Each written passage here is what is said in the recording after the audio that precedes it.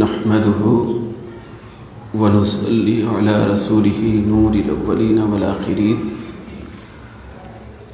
وعلى آله الطيبين الطاهرين وأصحابه الراشدين المهديين. أعوذ بالله من الشيطان الرجيم. بسم الله الرحمن الرحيم. وهو الذي جعلكم خلائف الأرض ورفع بعضكم فوق بعض درجات. صدق الله مولانا العظیم. معزز دوستوں، محترم بزرگوں، مکرم ساتھیوں اور رفیقوں، گزشتہ مجلس درس قرآن میں خصوصی طور پر ہم سب نے حضرت امیر المؤمنین سید السالکین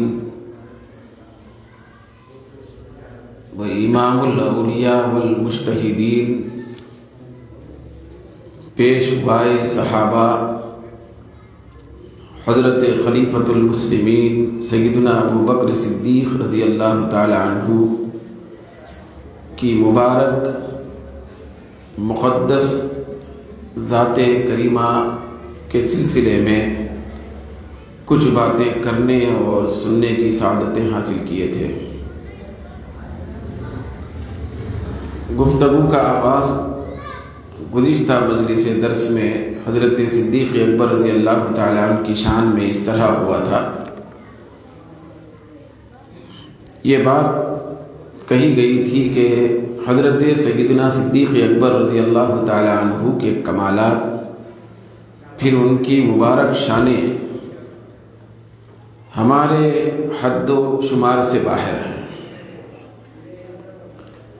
ہم ان کی عظمتوں، پھر ان کی خصوصیتوں، پھر ان کے امتیازات و کمالات، پھر ان کے خصائل، پھر ان کی سیرت، پھر ان کے کردار اور اخلاق کے سلسلے میں کما حقہ نہ گفتگو کر سکتے ہیں نہ سن سکتے ہیں.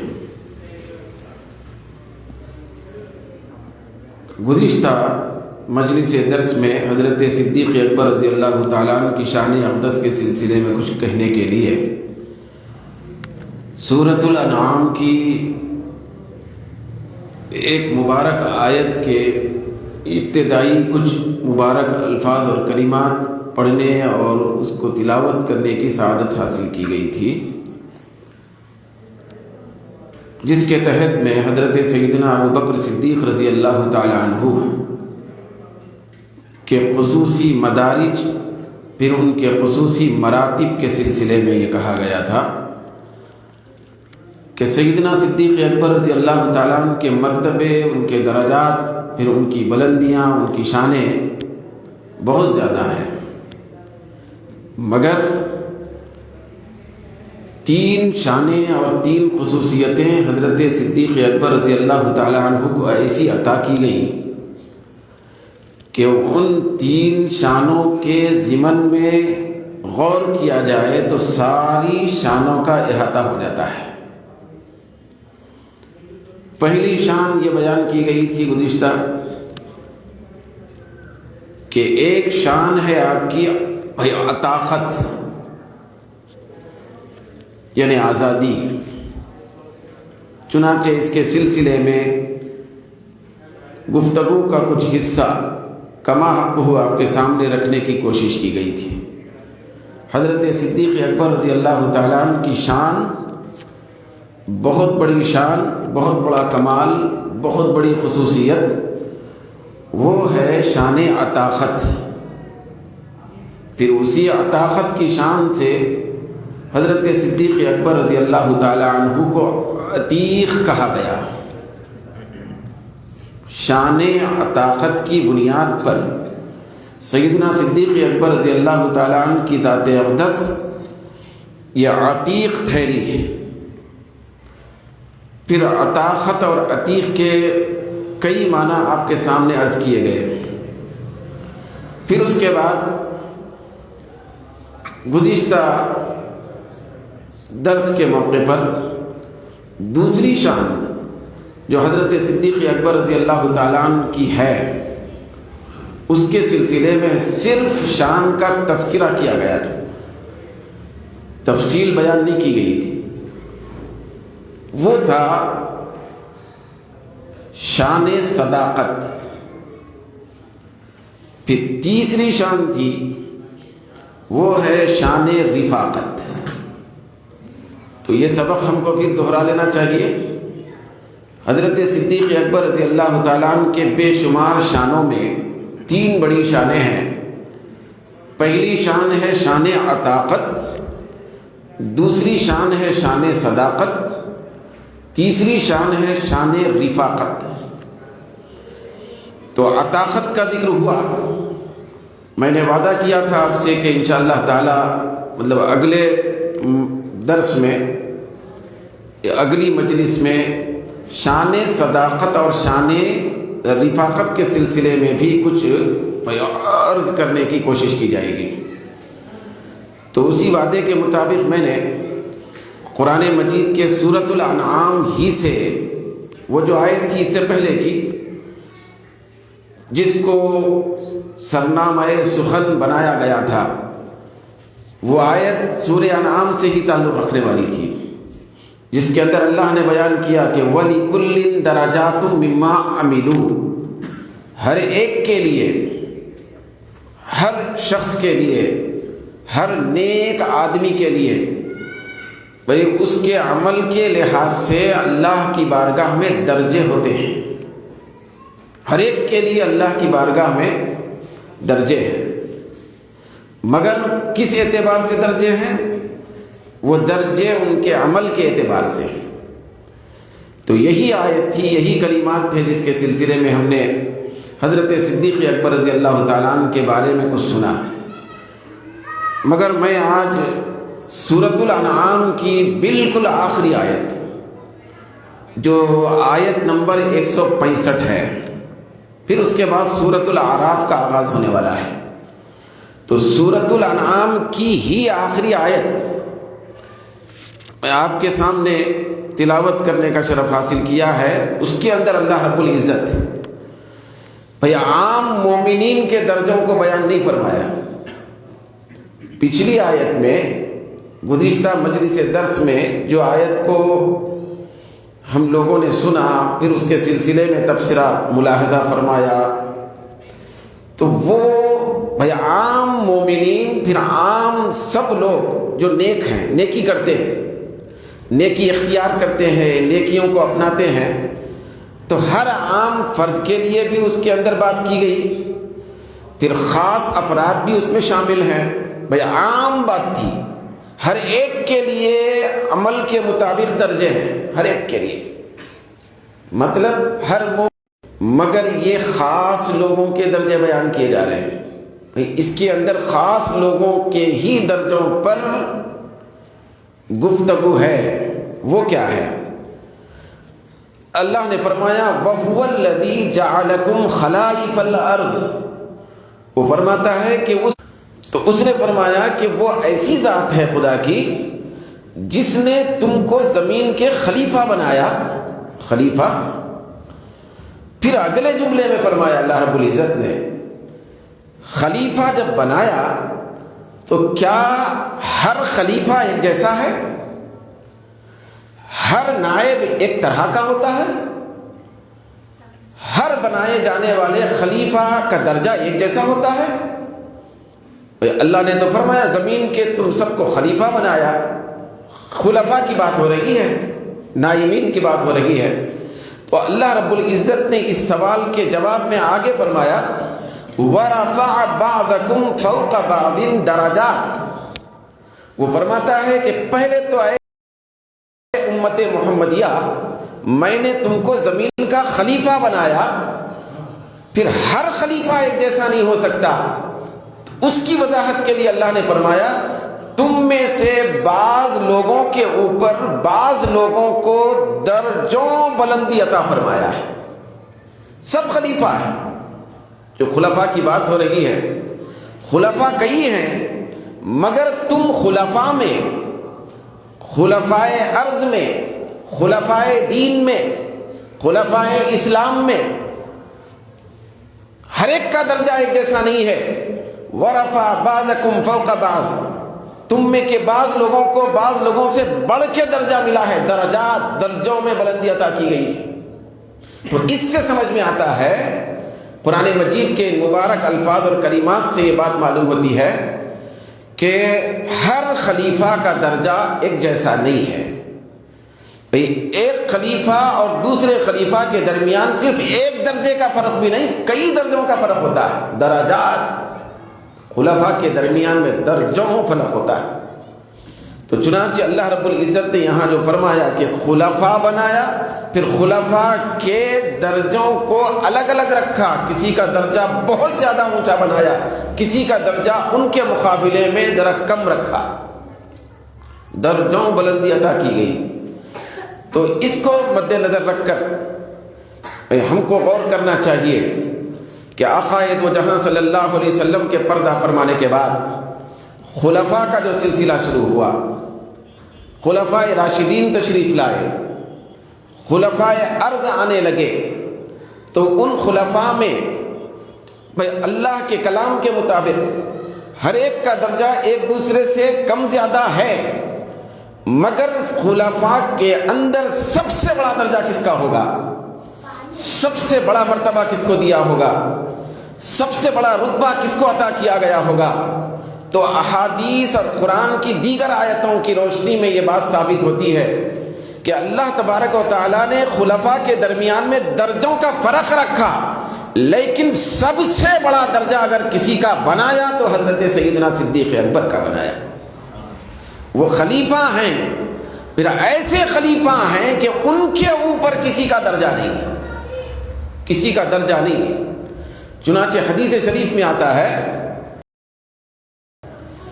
کہ دیگر نبیوں اور رسولوں کے بھی صحابہ ہوتے تھے، دیگر جو پہلے کی امتیں تھیں اور پہلے کے انبیاء تھے تو ان کے اندر بھی ان نبیوں کے صحابہ ہوتے تھے، لیکن پہلے کے نبیوں میں سے کسی بھی نبی کے کسی صحابی کو وہ درجہ نہیں ملا جو حضرت صدیق اکبر کو مصطفیٰ کی صحابیت میں ملا۔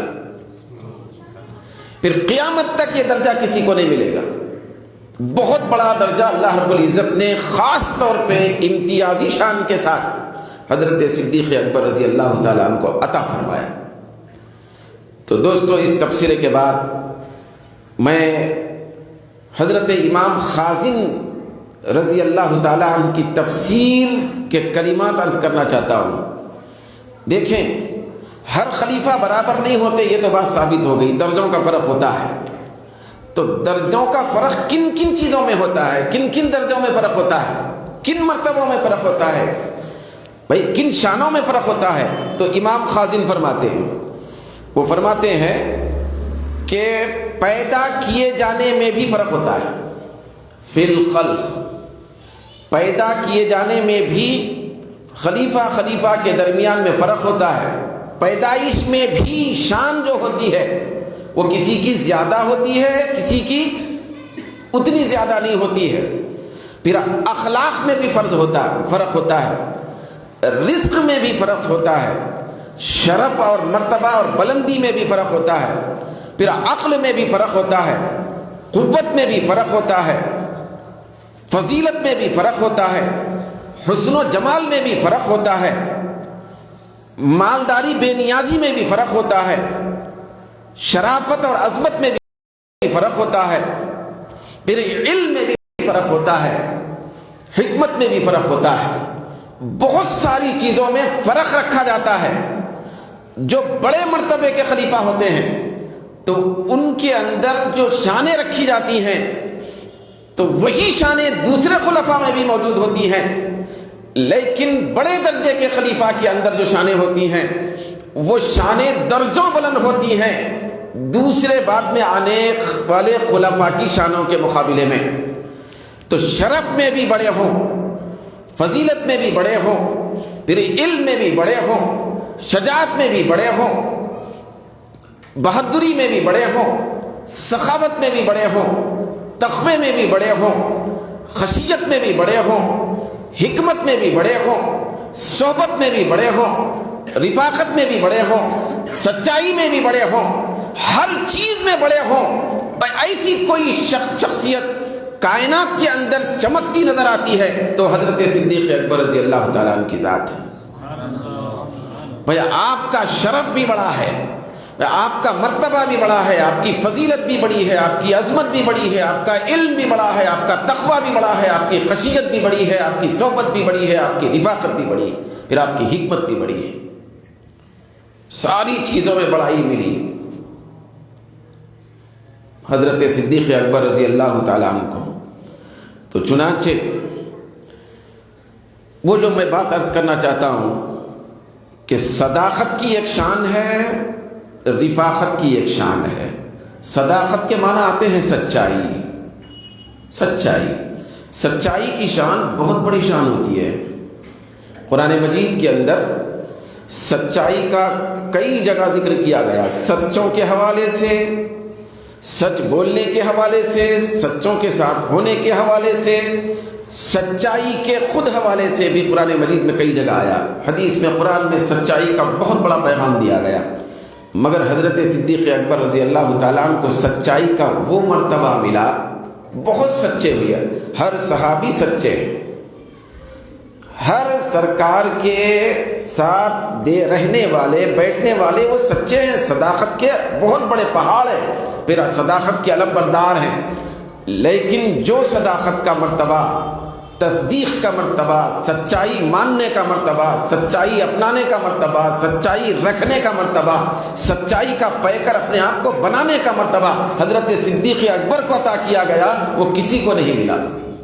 چنانچہ آپ کی شان صداقت اتنی زیادہ اونچی ہے کہ صدیقین بہت ہیں، لیکن سارے صدیقین میں سردار کی حیثیت اگر کسی کو حاصل ہے تو یہ حضرت صدیق اکبر کو حاصل ہے۔ تو آپ کی شان صداقت اتنی اونچی تھی کہ آپ کے نام کے ساتھ صدیق کا لقب حصہ بن کے شامل ہو گیا۔ ہر بچہ جانتا ہے ابو بکر صدیق، بڑے کہتے ہیں ابو بکر صدیق، ولی کہتے ہیں ابو بکر صدیق، صحابہ کہتے ہیں ابو بکر صدیق، متحجدین کہتے ہیں ابو بکر صدیق، بھئی اولیاء صالحین کہتے ہیں ابو بکر کے ساتھ صدیق ہے نا۔ بھئی خالی حضرت ابو بکر نے، اکثر تو ابو بکر صدیق کے لقب کے ساتھ حضرت ابو بکر کا نام لیا جاتا ہے۔ تو یہ وصف صدیقیت، شان صداقت یہ اتنی اونچی کیسے ہو گئی کہ آپ کو ساری کائنات کے اندر صداقت کی شان کے ذریعے سے شہرت ملی، صدیق آپ کے نام کا حصہ بن گیا۔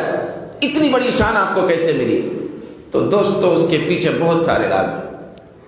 ہم ایک راز جانتے ہیں، میں وہ راز، وہ جو معراج کے سفر سے آقا دو جہاں واپس تشریف لائے، تو تشریف لانے کے بعد سرکار دو عالم صلی اللہ علیہ وسلم نے تذکیرہ معراج کو لوگوں کے سامنے بیان فرمایا کہ راج کے کچھ حصے میں اللہ کا دیدار کر کے ساتوں آسمان اور عرش کی بلندی پہ جا کے واپس آیا ہوں دیدار الہی کر کے۔ تو کفار و مشرکین کو موقع ہاتھ میں آ گیا تھا۔ کفار کی نظروں میں اور مشرکین کی نظروں میں یہ بات مکمل طور پہ پکی ثابت تھی کہ حضرت ابو بکر صدیق رضی اللہ تعالی عنہ اگر بھئی ان کے نبی کو چھوڑ دیں گے معاذ اللہ، تو سارے صحابہ کا قافلہ اس نبی سے دور ہو جائے گا۔ کیوں؟ اس لیے کہ اس نبی کو ماننے میں حضرت صدیق اکبر رضی اللہ تعالی عنہ سب سے مقدم، بھئی مردوں میں سب سے مقدم، بچوں میں حضرت مولا علی، خواتین میں حضرت خدیجۃ الکبریٰ رضی اللہ تعالی عنہا۔ بہترین مطابقت اور موافقت اور تطبیق پیدا کی ہے حضرت امام اعظم ابو حنیفہ رحمۃ اللہ علیہ نے۔ یہ تطبیق امام اعظم کی ہے۔ لوگ کشمکش میں تھے بھئی امام اعظم کے فیصلے تک، یہ تطبیق بیان کیے جانے تک کہ کئی حدیثوں سے ثابت ہوتا ہے کہ حضرت خدیجۃ الکبریٰ رضی اللہ تعالی عنہا پہلے مسلمان، کئی روایتوں میں آج سے ثابت ہوتا ہے کہ حضرت مولا علی پہلے مسلمان، پہلے مومن، پھر کئی روایتوں سے ثابت ہوتا ہے کہ حضرت صدیق اکبر پہلے مومن، تو اب کس کو ترجیح دیں کس پر؟ تو حضرت امام اعظم ابو حنیفہ رحمۃ اللہ علیہ نے جو سراج الامہ ہے، امت کے چراغ، بھئی امت کے چراغ سے مراد بھئی امت کو اندھیروں سے نکال کر بھئی اللہ کے نور کے چراغ کے اجالے میں لانے والے، تو آپ نے یہاں پہ بھی راستہ بتایا۔ بھئی آپ نے فرمایا کشمکش اور حیرانی اور تعجب میں پڑھنے کی بات نہیں ہے، ہر ایک مقدم ہے، ہر ایک۔ حضرت خدیجۃ الکبریٰ رضی اللہ تعالی عنہا پہلی مسلمان ہیں خواتین میں، حضرت مولا علی پہلے مسلمان ہیں بچوں میں، حضرت ابو بکر پہلے مسلمان ہیں بڑوں میں۔ بہترین تطبیق، سب مقدم ہے، سب کا درجہ مقدم ثابت ہو گیا۔ بہترین تطبیق فرمائی امام اعظم ابو حنیفہ رحمۃ اللہ علیہ نے۔ تو وہ جو حضرت ابو بکر صدیق رضی اللہ تعالی عنہ کے سلسلے میں کفار اور مشرکین کا یہ ماننا تھا کہ یہ سب سے پہلے مسلمان ہیں، تو لہذا اگر ان کے اوپر ہم اثر انداز ہو گئے، پھر ان کے ذہن کو اگر ہم موڑ دیے اور متاثر کر دیے معاذ اللہ، تو ان کے پیچھے جو صحابہ کا قافلہ ہے، ان کے ساتھیوں کا، وہ بھی ہمارے کھاتے میں آ جائے گا، ہماری بات کو ماننے لگے گا، کیونکہ سب سے پہلے ماننے والے صدیق اکبر، تو استغفر اللہ ان کا ایک خیال تھا، ناپاک ایک خیال تھا کہ اگر سب سے پہلے انکار کریں گے صدیق اکبر تو سب انکار کریں گے۔ تو معراج کے دوسرے دن واقعہ معراج جب سنایا گیا، کفار کو ایک موقع ہاتھ میں آ گیا، وہ سارے لوگوں کو چھوڑ کر حضرت سیدنا ابو بکر صدیق رضی اللہ تعالیٰ عنہ کے گھر پہ چلے گئے۔ آپ سوچئے ان کے دماغ کی کیفیت کیا تھی، کیا سوچ کے گئے ہوں گے۔ اگر وہ جاتے ہوتے تو دوسروں کے گھر پہ بھی جا سکتے تھے نا صحابہ میں سے، مگر پہلے نمبر پر وہ گئے حضرت ابو بکر صدیق رضی اللہ تعالیٰ عنہ کے در پر جا کے وہی سوچ کے گئے کہ پہلے ان کے اوپر اثر ڈالنا ہے، وہ اگر متاثر ہو گئے تو پھر ہمارا کام پورا ہو جائے گا۔ حضرت صدیق اکبر رضی اللہ تعالیٰ عنہ کے گھر پر دولت خانے پر گئے، دستک دیے، صدیق اکبر باہر تشریف لائے، بولے یہ جمع غفیر، وہ یہ کافروں کا میرے گھر پر کیا بات ہے، کیوں آئے ہو؟ تو سب کہنے لگے ہنسی خوشی کیا، کیونکہ ان کی دانش میں یہ تھا کہ آج یہ متاثر ہو جائیں گے۔ واقعہ خود ایسا ہے کہ یہ متاثر ہو جائیں گے، یہ نہیں مانیں گے۔ تو حضرت صدیق اکبر نے پوچھا کیا بات ہے، کیوں آئے ہو؟ تو ان کافروں نے کہا، مشرکین نے کہا کہ ابھی ابھی ہم آپ کے نبی سے سن کے آ رہے ہیں کہ آپ جس کو نبی مانتے ہیں محمد صلی اللہ علیہ وسلم، وہ یہ فرما رہے ہیں کہ آج رات میں مختصر سے حصے میں زمین سے اور حرم کے مقام سے نکل کر آسمان بیت المقدس گئے، پہلے تو آسمان کی بلندیوں میں پہنچے، پھر اس کے بعد سدرۃ المنتہا، عرش اور اللہ کا دیدار کر کے واپس آ رہے ہیں، ان کا یہ کہنا ہے۔ تو سرکار صدیق اکبر رضی اللہ تعالیٰ عنہ نے بلا تأمل پوچھا، پہلے یہ بتاؤ کہ یقیناً تم میرے نبی کی زبان سے سن کے آ رہے ہو کہ میرے نبی نے آج اس طرح معراج کی؟ تو لوگ کہنے ہاں ہاں، اچھل کے کہنے لگے ہاں بالکل ابھی سن کے آ رہے ہیں۔ تو حضرت صدیق اکبر نے فرمایا غور سے سنو، یہ بات جو اس طرح کی حیران کن ہے کہ آسمان کی بلندیوں سے آگے جا کر واپس آنا رات کے کچھ حصے میں، یہ بات دنیا کا اگر کوئی دوسرا کہے، دوسرا بندہ کہے تو وہ سب سے بڑا جھوٹا ہے، لیکن میرے آقا اگر کہے ہیں تو یہ بالکل سچی اور پکی بات ہے۔ لاجواب ہو گئے، لاجواب ہو گئے، لاجواب ہو کے واپس گردنیں جھٹک کے واپس ہو گئے۔ تو یہ جو کیفیت تھی حضرت صدیق اکبر کی، بھئی ابھی آقا کی زبان سے واقعہ میرا سنے بھی نہیں، سرکار نے ان کے سامنے بیان کیا تھا جو ماننے والے نہیں تھے، پھر وہ کفار آ کر آپ سے کہہ رہے ہیں تو آپ نے ان کی زبانی سن کر اس بات کو بلا تأمل تسلیم کر لیا۔ پھر آپ کہنے لگے تعجب میں پڑنے والے لوگوں کو دیکھ کر کہ ارے نادانوں، میں میرے آقا کی یہ کیفیت، پھر یہ معراج کا سفر پھر یہ حیران کن واقعہ کیسے نہیں مانوں، میں روزانہ ساتھ میں رہ کر صبح شام اس سے بڑی بڑی خبروں کو مانتا ہوں. میں خدا کو مانتا ہوں نبی کے کہنے پر، تو اس سے بڑی بڑی خبروں کو میں مانتا ہوں، میں کیسے جھٹلاؤں؟ تو اس دن حضرت ابو بکر کا لقب پڑا صدیق. سچائی کو سب سے زیادہ بلا تأمل و تردد جلدی قبول کرنے والے ہیں. حضرت صدیق اکبر کی شان ہے یہ، بلا تردد، بلا شک و شبہ کے زیادہ سے زیادہ جلدی کر کے قبول کرنے والے اسلام کو حضرت صدیق اکبر. حضرت صدیق اکبر، ایک روایت میں آتا ہے کہ حضرت صدیق اکبر رضی اللہ تعالی عنہ کی زندگی میں ایک لمحہ بھی ایسا نہیں گزرا. بھئی اعلان نبوت سے پہلے کی بھی بات کر رہا ہوں میں، سرکار ابھی اعلان تو نہیں فرمایا تھے نبوت کا، تو حضور نے اپنے پیغمبر ہونے کا اعلان تو نہیں کیا تھا. اس وقت کے بارے میں بھی ہے کہ حضرت صدیق اکبر رضی اللہ تعالی عنہ نے اپنی پوری زندگی میں کبھی بھی ایک لمحے کے لیے بھی اللہ تبارک و تعالیٰ کے منکر نہیں ہوئے. بھئی ابھی اسلام کا سورج ہی طلوع نہیں ہوا تھا، بھئی ایک لمحہ بھی آپ نے بھئی اللہ کو مانے بغیر نہیں گزارا. یہ شان ہے حضرت صدیق اکبر کی. تو اس لیے میں گزشتہ مجلس درس میں یہ بات عرض کی تھی، حضرت صدیق اکبر کو اللہ رب العزت نے فطرت اور طبیعت میں ہی نرالا بنا کے بھیجا تھا. پیدائشی طور پر نیک تھے، پیدائشی طور پر صالح تھے، پیدائشی طور پر نیکیوں میں زندگی گزارنے والے تھے. چنانچہ یہ صدیق کا لقب آپ کو ملا واقع معراج کے تصدیق کے بعد. مگر جو بات آپ نے اب تک نہیں سنی وہ میں عرض کرنا چاہتا ہوں. وہ حدیث وہ یہ ہے، ایک تو یہ ہے کہ ایک واقعہ ہے، واقع معراج کی تصدیق کیے تو آپ صدیق بنے، تو یہ ہے آپ کی شان صداقت. دوسری بھی بات ہے، جب آقا دو جہاں صلی اللہ علیہ وسلم معراج پر تشریف لے گئے، وہاں جانے کے بعد اللہ کا دیدار بھی فرمائے. حضرت جبریل علیہ السلام ہر جگہ دورہ کرا رہے تھے، جنت کا، دوزخ کا، برزخ کا، پہلے آسمان، دوسرے آسمان کا، عرش کا، سدرۃ المنتہا کا.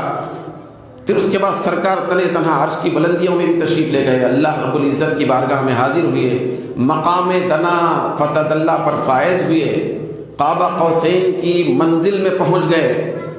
تو حضرت جبریل علیہ السلام جب آپ کے ساتھ ہوئے بعد میں سدرۃ المنتہا کے پاس سے، تو سرکار پاک صلی اللہ علیہ وسلم نے ارشاد فرمایا کہ جبریل، میں اتنی ساری چیزیں دیکھ کے جا رہا ہوں، مگر جب میں زمین پہ پہنچوں گا تو لوگ میری بات کو شاید نہیں مانیں گے، کیونکہ بڑا حیران کن واقعہ ہے. وہ نہیں ماننے والوں کا سلسلہ ابھی بھی ہے. تو اس وقت تو تھا ہی تھا، تو نہیں مانیں گے بات. سرکار نے یہ خدشہ ظاہر فرمایا. تو حضرت جبریل کی بولی سنیے، زمین پہ حضرت ابو بکر صدیق بعد میں بنے، واقعہ معراج کی تصدیق کرنے کے بعد، لیکن سرکار ابھی زمین پہ تشریف نہیں لائے، بھئی آسمان کی بلندیوں میں ہی تھے. حضرت ابو بکر کو صدیق کا لقب مل گیا تھا. اس کا مطلب یہ ہے بات واقعے کو ماننے کے بعد صدیق نہیں بنے، پہلے صدیق بنائے گئے، بعد میں مانے گئے، بعد میں آپ نے مانا. چنانچہ حدیث شریف میں آتا ہے کہ حضرت صدیق اکبر رضی اللہ سرکار نے پوچھا جبریل سے کہ جبریل، میں جاؤں گا بیان کروں گا تو لوگ نہیں مانیں گے. تو حضرت جبریل نے حضور کی بارگاہ میں عرض کیا کہ اے اللہ کے رسول صلی اللہ علیہ وسلم، اس بات کا آپ اطمینان رکھیں، آپ زمین پہ پہنچنے کے بعد اس واقعے کو، اس فضیلت کو، اس عظمت کو چاہے پوری دھرتی پہ رہنے والوں میں سے کوئی بھی نہیں مانیں گے، لیکن میں کہہ رہا ہوں کہ آپ جیسے ہی پہنچیں گے ابو بکر ضرور مانیں گے. یہ حضرت جبریل نے کہا. کہاں؟ آسمان کی بلندیوں میں کہا پہلے ابو بکر ضرور مانیں گے. پھر حضرت جبریل نے فرمایا، عرض کیا یا رسول اللہ آپ جائیے، وہ ایسا مانیں گے کیونکہ وہ مانیں گے بالکل، اس لیے کہ یہاں آسمانوں میں ان کا لقب صدیق، تو زمین پہ صدیق کا مرتبہ بعد میں ملا، آسمانوں میں پہلے ملا، حضرت صدیق اکبر رضی اللہ عنہ۔ یہ آپ کی شان صداقت ہے۔ کیا ہے یہ؟ شان صداقت ہے، شان عطاقت بھی تھی۔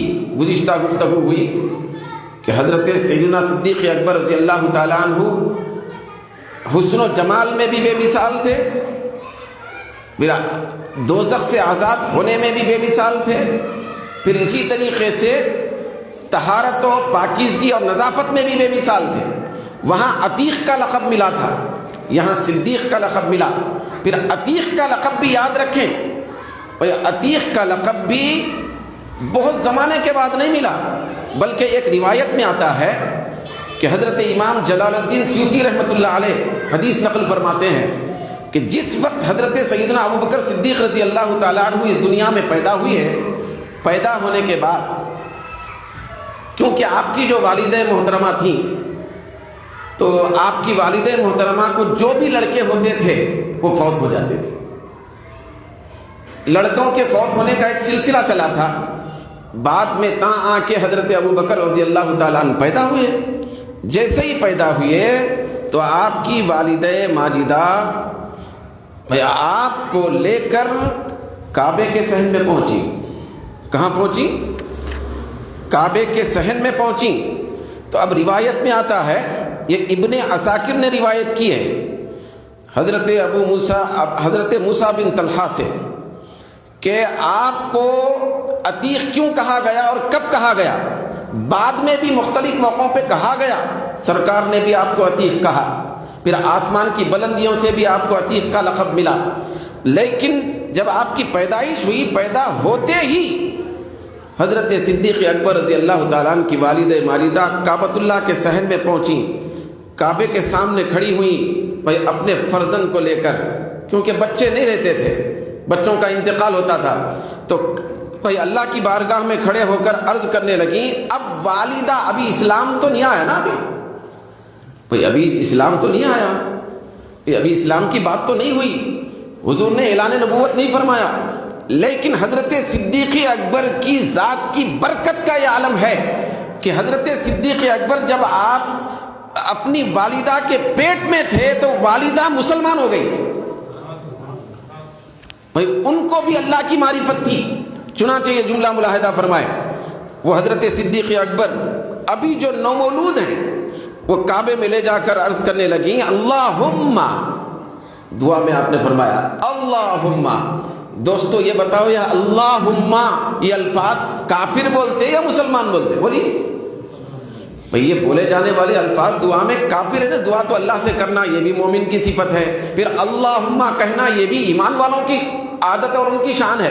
تو آپ کہنے لگیں، اللہم ان ھذا عتیق من الموت فہبہ لی۔ حضرت صدیق اکبر کی والدہ کہنے لگیں، اے اللہ، بے شک یہ موت سے آزاد ہے۔ ان کی زبان سے نکلا، کیونکہ عتیق کے معنی آزاد، تو یہ بچہ موت سے آزاد ہے، پروردگار تو مجھ کو یہ بچہ حوالے ایسا فرما کہ یہ زندہ رہ جائے، کیونکہ بچوں کی وفات ہوتی تھی۔ تو اللہ کا نام لیا آپ نے، کعبے کے صحن میں پروردگار عالم کی بارگاہ میں دعا کی، تو دوستو اس کو کیا کہا جائے گا؟ مطلب یہ ہے کہ آپ کی شان عطاقت کی برکت کا یہ عالم تھا کہ حضرت صدیق اکبر جب اپنی ماں کے پیٹ میں تھے تو ماں نے آپ کی برکت سے اللہ کی معرفت اور پہچان حاصل کر لی تھی۔ پھر آپ کا نسب بھی بڑا بے مثال ٹھہرا۔ حضرت صدیق اکبر کا جو نسب ہے وہ بھی بہترین ہے۔ تو حضرت صدیق اکبر رضی اللہ تعالیٰ عنہ کا جو نسب پڑھیں گے آپ، سرکار کا بھی نسب ہے، حضرت صدیق اکبر رضی اللہ تعالیٰ عنہ کا بھی نسب ہے۔ نسب کا ایک سلسلہ چلتا نا عربوں میں، بن فلاں بن فلاں بن فلاں، تو یہ نسب کا سلسلہ جب ہم پڑھیں گے تو سرکار کے نسب میں حضرت مرہ آتے ہیں۔ مرہ سرکار کے اونچے درجے کے دادا جان نسب میں آتے ہیں حضرت مرہ۔ حضرت مرہ یہ حضور کے دادا جان ہیں اوپر والے۔ پھر حضرت صدیق اکبر کا نسب پڑھیں گے تو حضرت صدیق اکبر کے نسب میں بھی حضرت مرہ موجود ہیں۔ مطلب یہ ہے کہ مرہ کی ذات جو ہے سرکار کے دادا جان کی، وہ ذات حضرت صدیق اکبر کے بھی دادا کی، وہ حضرت صدیق اکبر کے بھی دادا ہیں، وہاں سے سلسلہ اوپر تک سرکار کا اور صدیق اکبر کا ایک ساتھ چلتا ہے، حضور کے سلسلے کے، حضور کے ساتھ نسبی سلسلہ رکھنے والے۔ تو یہ وصف اور یہ شان حضرت صدیق اکبر کو بڑی بے مثال ملی۔ چنانچہ صداقت کے سلسلے میں عرض کر رہا تھا کہ صداقت یہ آسمان کی بلندیوں میں آپ کی مشہور ہو گئی۔ جبریل علیہ السلام نے وہاں معراج کے سفر سے واپس ہونے سے پہلے حضرت ابو بکر کو صدیق کا لقب دیا، بعد میں دنیا میں آنے کے بعد صدیق کا لقب مشہور ہوا، یہ ہم کہیں وہاں سے دیا گیا، مشہور یہاں ہوا، ملا وہاں سے خدا کی بارگاہ سے۔ تو چنانچہ حضرت صدیق اکبر رضی اللہ تعالیٰ عنہ کی شان و عظمت کو نہ کوئی سمجھ سکتے ہیں، نہ کوئی آپ کی شان و عظمت کو کما حقہ بیان کر سکتے ہیں، نہ آپ کی شان و عظمت کو کما حقہ کوئی سن سکتے ہیں۔ چنانچہ حضرت صدیق اکبر رضی اللہ تعالیٰ عنہ کی شان صداقت کے سلسلے میں بہت ساری باتیں بہت ساری حدیثوں میں مروی ہیں کہ آپ کو اتنا زیادہ بڑا درجہ صداقت کے میدان میں ملا کہ ایسا بے مثال درجہ کسی کو بھی نہیں ملا، کسی کو بھی نہیں ملا۔ چنانچہ حضرت صدیق اکبر رضی اللہ تعالیٰ عنہ کی شان صداقت کی وجہ سے حضرت صدیق اکبر رضی اللہ تعالیٰ عنہ کو صحابہ کی صف میں، فرشتوں کی صف میں، پھر خدا کی بارگاہ میں اور مصطفیٰ کی بارگاہ میں صدیق کہا جاتا تھا۔ صدیق یہ ہے صدیق کی شان۔ پھر اس سے ہٹ کر، کیونکہ گفتگو آگے کرنی ہے تھوڑا سا حصہ اس کا بھی، وہ ہے شان رفاقت۔ یہ تھی شان صداقت، شان صداقت۔ پھر ایک ہے شان رفاقت۔ رفاقت کا معنی ہوتا ہے ساتھ رہنا۔ پھر رفیق کہتے ہیں ساتھی کو۔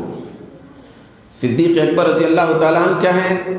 صداقت کی شان رکھنے والے ہیں تو صدیق ہیں، بھئی عطاقت کی شان رکھنے والے ہیں تو عتیق ہیں، رفاقت کی شان رکھنے والے ہیں تو رفیق ہیں۔ ساتھی، کس کے ساتھی؟ دوستو ہم اچھی طریقے سے سمجھتے ہیں حضرت صدیق اکبر کس کے ساتھی تھے، کس نے ان کو ساتھی بنایا تھا، کس نے ان کو ساتھ رکھا تھا؟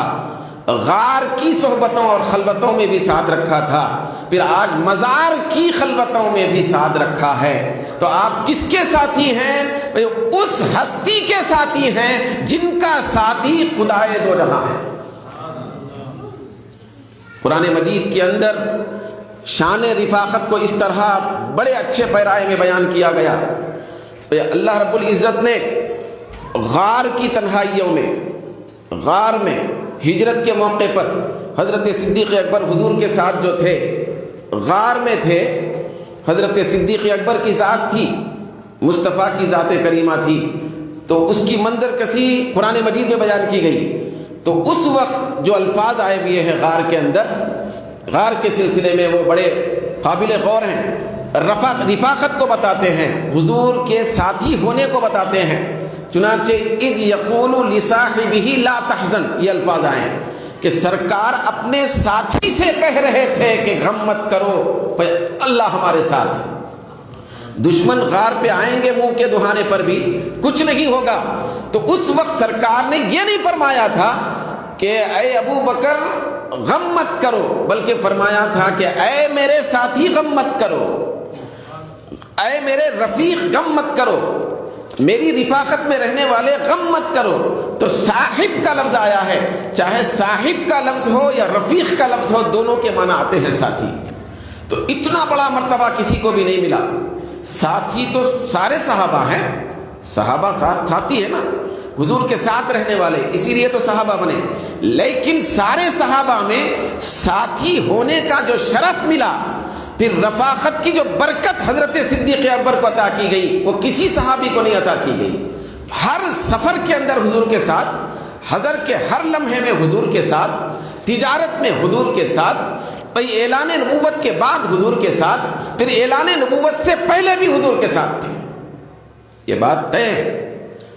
حضور اعلان نبوت نہیں فرمائے تھے، اعلان نبوت کرنے کے بعد تو ہمیشہ رات دن ساتھ رہے، رات دن ساتھ رہے، سفر و حضر میں ساتھ رہے، بھوک و پیاس میں ساتھ رہے، جنگ میں ساتھ رہے، سلامتی میں ساتھ رہے، راستے میں ساتھ رہے، گھر میں ساتھ رہے، مسجد میں ساتھ رہے، مکے کے صحن میں ساتھ رہے، دشمنوں کے نرغے میں ساتھ رہے، دوست و احباب کی مجلس میں ساتھ رہے، اتنا ساتھ رہے، اتنا ساتھ رہے، اتنا ساتھ رہے۔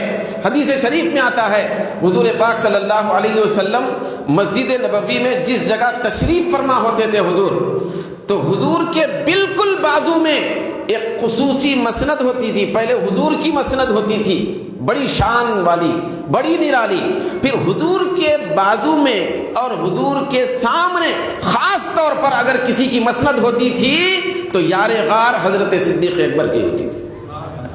روایت میں آتا ہے کسی کی جگہ مخصوص نہیں تھی، جب صحابہ حضور کے سامنے بیٹھتے تو کسی کی جگہ خاص نہیں تھی، جن کو جہاں جگہ ملی وہاں آ کے بیٹھ جاتے تھے، لیکن کسی کی جسارت نہیں ہوتی تھی کہ وہ آ کے صدیق اکبر کی جگہ پہ بیٹھے، حضور کے بالکل ساتھ رہتے تھے۔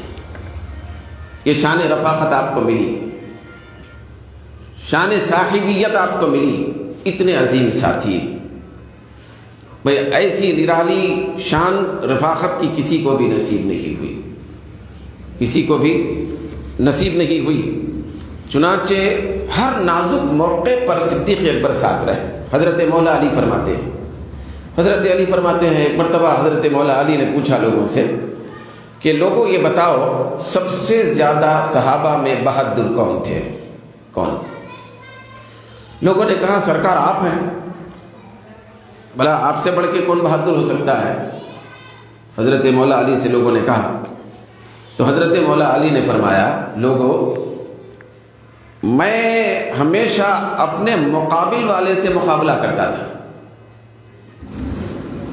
جو میرے برابر ہوتا تھا برابر والے سے مقابلہ کرتا تھا۔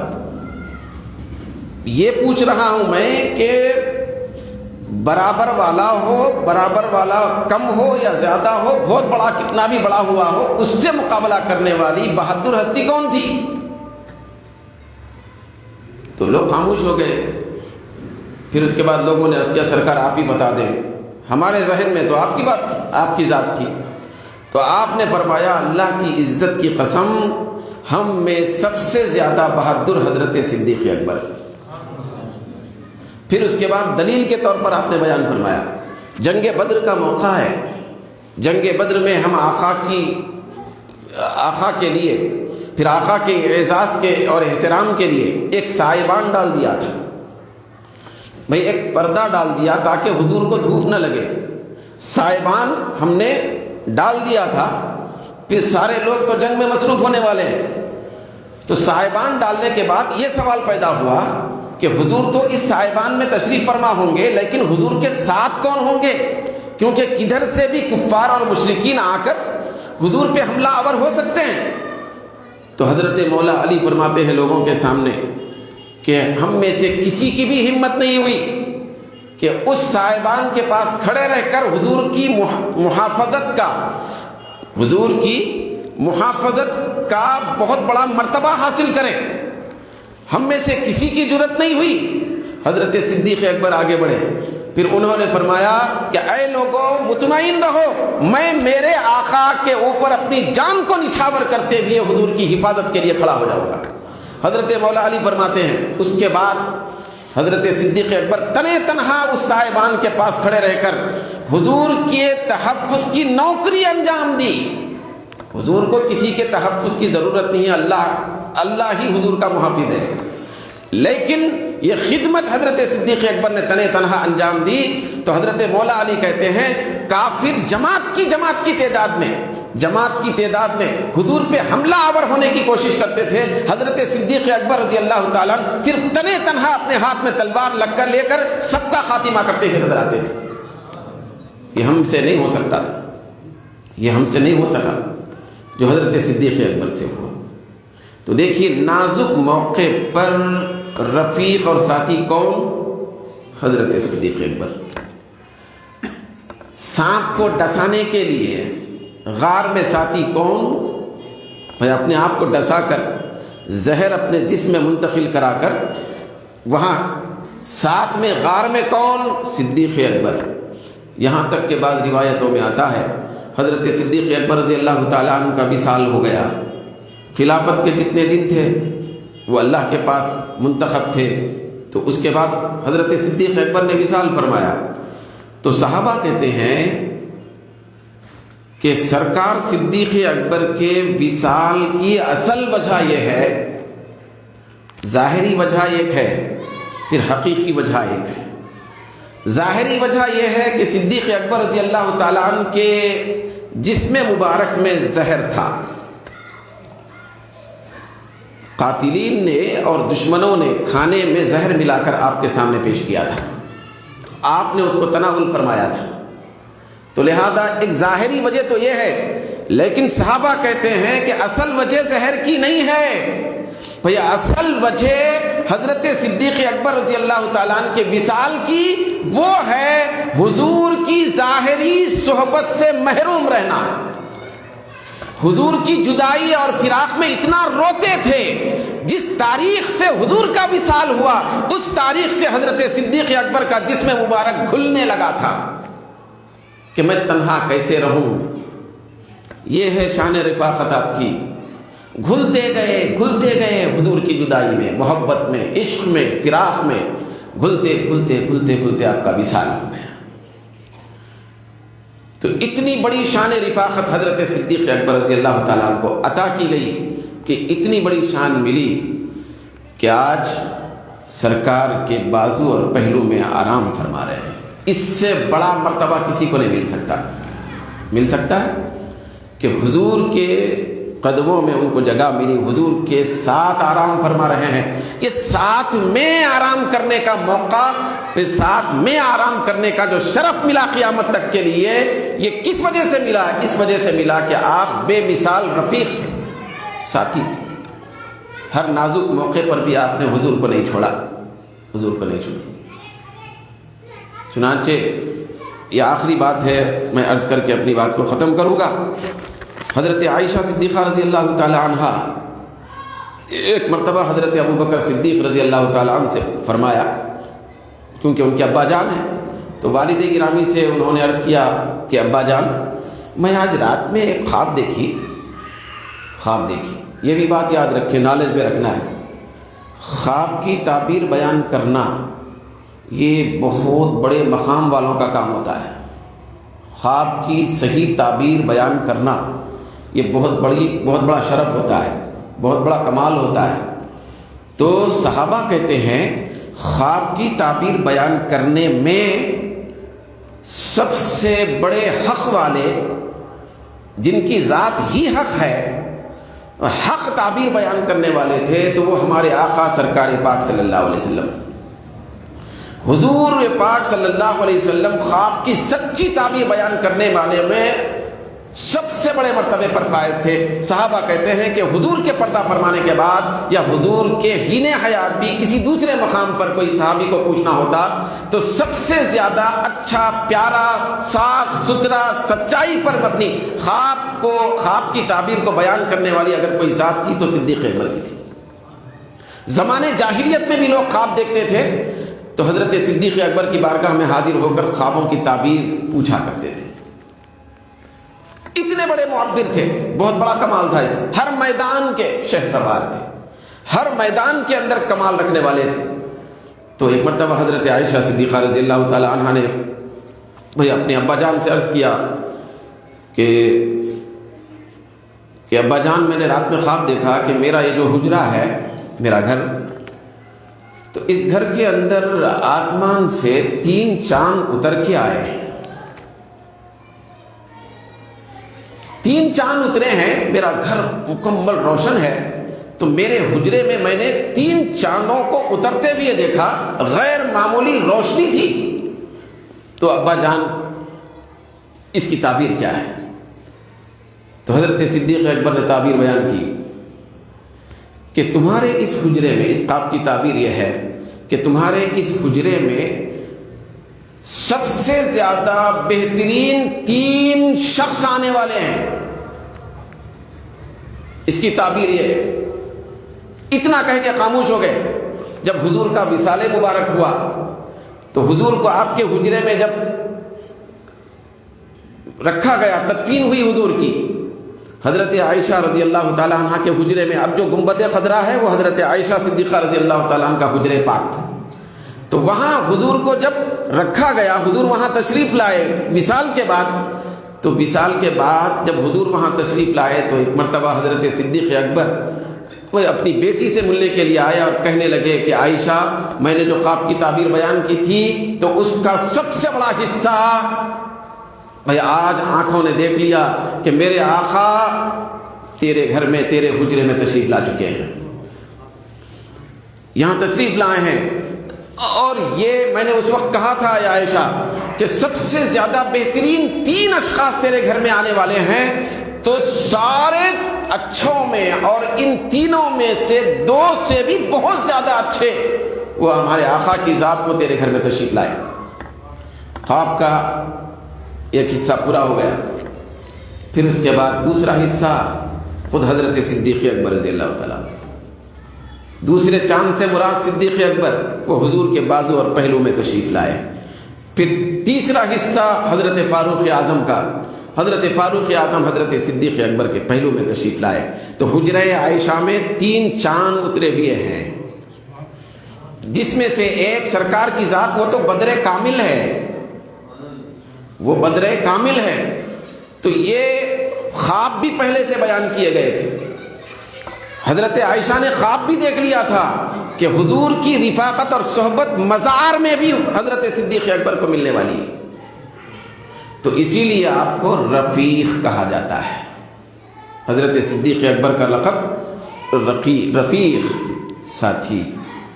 تو حضرت صدیق اکبر رضی اللہ تعالیٰ عنہ کے جو مرتبے ہیں، چاہے اور کوئی بھی مرتبے ہو، خشیت ہو، سخاوت ہو، مال خرچ کرنا ہو، بھئی علمیت ہو، حکمت ہو، طاقت ہو، بے مثال مرتبے آپ کو عطا کیے گئے. تو ان کا احاطہ تو ہم نہیں کر سکتے. پروردگار عالم سے دعا ہے کہ مولا تعالیٰ تو اپنے فضل و کرم سے حضرت صدیق اکبر رضی اللہ تعالیٰ عنہ کے قدموں میں ہم سب کو آخرت کی منزل میں جگہ نصیب فرما.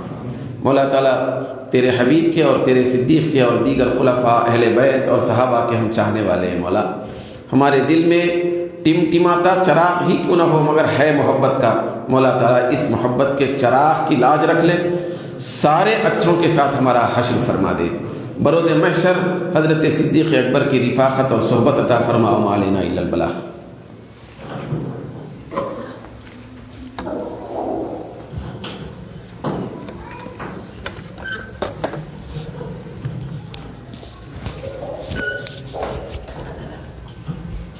صلی اللہ علی محمد